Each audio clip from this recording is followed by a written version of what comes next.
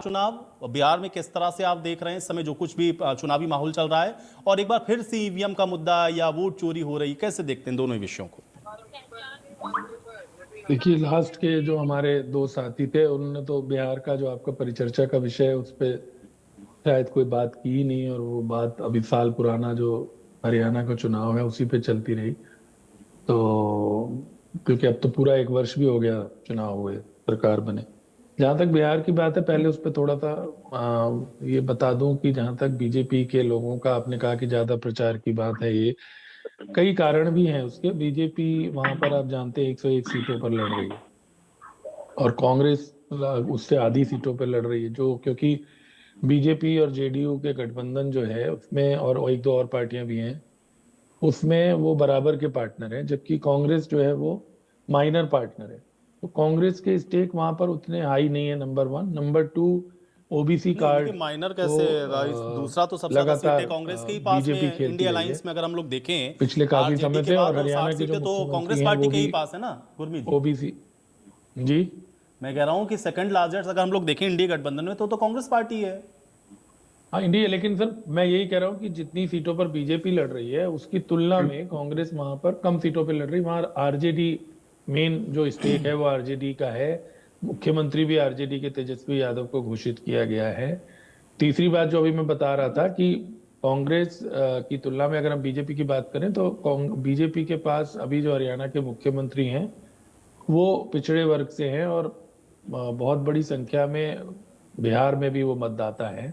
तो एक मुख्यमंत्री होने से एक आकर्षण भी रहता है, और अन्य चीजें भी रहती है, तो उस करके वहां पर ज्यादा नेताओं की ड्यूटी लगाना। और चौथा कि भारतीय जनता पार्टी हमेशा चुनाव के मोड में रहती है, उनके निर्देश आते हैं और वो नहीं तो चले इस जाते बार हैं। तो चुनाव कांग्रेस के में मोड में गुरमीत जी राहुल गांधी भी तो थे ना भाई। हम लोगों ने देखा 17 दिन तक यात्रा निकाली। 31 तारीख को उनका, 31 सितंबर को उनकी एक रैली थी पटना में। उसके बाद पूरा एक महीना हो गया राहुल गांधी गए नहीं। स्टार प्रचारकों की सूची जारी गए, हुई, वही तो आज कह तक रहा हूँ। एक तो जब रैली नहीं राहुल हुई गांधी ही नहीं गए राहुल गांधी। तो तो बाकी जो 60 नेता सीटों को उनके भी कोई बाकी हैं तवज्जो वो नहीं कहाँ गए? देता क्या कांग्रेस का हाईकमान? फिर कैसे जीत का दावा कर रहा है इंडिया यही, अलायंस? अब यही बातें तो इन्हें सोचनी चाहिए। ईवीएम वाले में मैं कोई ये नहीं कह रहा कि ये हो सकता है या नहीं हो सकता। मैं इतना जरूर कह रहा हूँ कि पार्टियों में अगर हम ये मान के बैठ जाएंगे आज, जैसे कि ओंकार जी या बजरंगी बैठ गए हैं, कि इस देश में चुनाव सही नहीं हो रहे हैं, और अगर मैं एक मिनट के लिए इनकी बात मान लूं, तो फिर तो ये बहुत, हम खतरनाक दौर में हैं। अगर हम ये मान लें कि चुनाव सही हो ही नहीं रहा है और बैठे हुए कंप्यूटर पे कोई भी कंट्रोल कर रहा है, और अगर ओंकार जी की बात माने कि वो देख लेते हैं कि कहाँ पे करना है, कहाँ पे नहीं करना है, 100% नहीं करना है, कौन सी सीट जीतनी है, कौन सी नहीं जीतनी है, और वहीं से बैठ के एक कल्पना हो सकती है ये लेकिन ये बहुत भयावह कल्पना है, क्योंकि फिर तो लोकतंत्र का आधार ही खत्म है अगर हम ये मान के चल रहे हैं। तो आरोप प्रत्यारोप अपनी जगह है, उसमें सुधार की गुंजाइश अपनी जगह है। मुझे ये मानने में भी कोई गुरेज नहीं है कि बहुत सारे देश ऐसे हैं, ओंकार जी को भी पता होगा, कि जिन्होंने ईवीएम से वापस बैलेट पेपर पे भी आए हैं। ऐसे भी उदाहरण हैं। जब हमारे देश में भी कुछ लोग बैलेट पेपर पे आने की बात करते हैं तो ये बात उदाहरण में कही जाती है कि कुछ देशों ने वापस बैलेट पेपर की तरफ वो आए हैं। लेकिन हमें ये भी ध्यान रखना चाहिए कि पहली बात, ईवीएम की जो शुरुआत है वो कोई इस सरकार ने की है वैसा नहीं। ईवीएम का जो देश में प्रयोग शुरू हुआ है वो कोई मोदी गवर्नमेंट ने प्रयोग किया ऐसा तो है नहीं।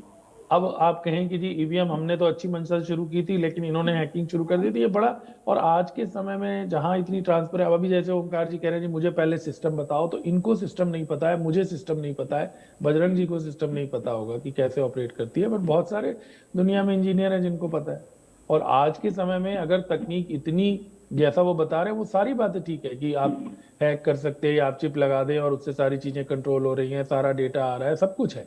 लेकिन फिर उसी तकनीक से दूसरा जो पक्ष है वो भी तो चीजों को ट्रेस कर सकता है कि अगर कुछ और इतना, अगर हम सोचे कि जी इलेक्शन कमीशन में देखिए बहुत नीचे तक मशीनरी है। इलेक्शन कमीशन में कोई ऐसा नहीं कि 3 इलेक्शन कमिश्नर ही हैं सब कुछ, और हम ये कह दें कि जी उनको सरकार के वो नजदीकी हैं इसलिए वो कर रहे हैं। बहुत हजारों हजार लोग स्टाफ में लगते हैं, उन सबका ये मान लेना। अभी उन्होंने खुद ही कहा कि 40% वोट पड़ता है, 60% देश का जो नागरिक है वो इनके पक्ष में नहीं। तो वो जो 60% है वो भी तो उस मशीनरी का हिस्सा है। तो मैं कम से कम ये मानना ही नहीं चाहता हूँ।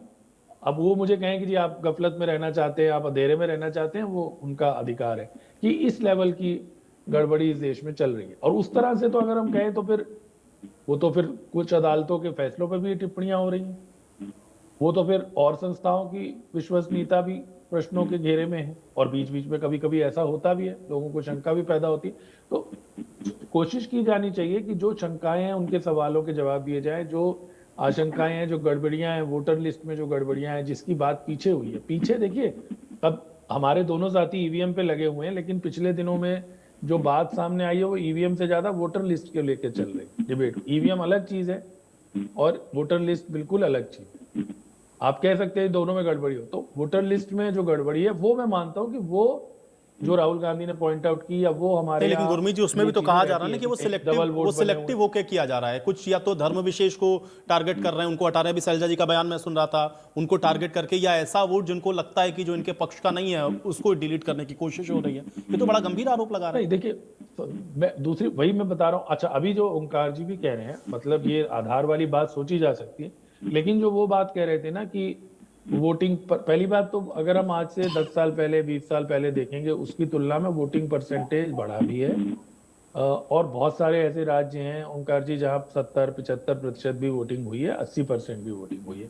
और इलेक्शन कमीशन बराबर इसको लेकर उन्होंने कैंपेन चलाई है। वो सिर्फ आपके ये नहीं कि अभी 10 साल में, उससे पहले से भी काफी पहले की तुलना में जो परसेंटेज है वो कई जगह बढ़ा भी है। नो डाउट जितना अधिक मतदान हो उतना अच्छी बात है, लेकिन ऐसा नहीं है कि लोग जा नहीं है। और दूसरा, लोकतंत्र में ये जो तर्क हमेशा दे दिया जाता है कि जी 40% से सरकार बन गई, 33 से बढ़ गई, इसका मतलब 67% आपके खिलाफ है।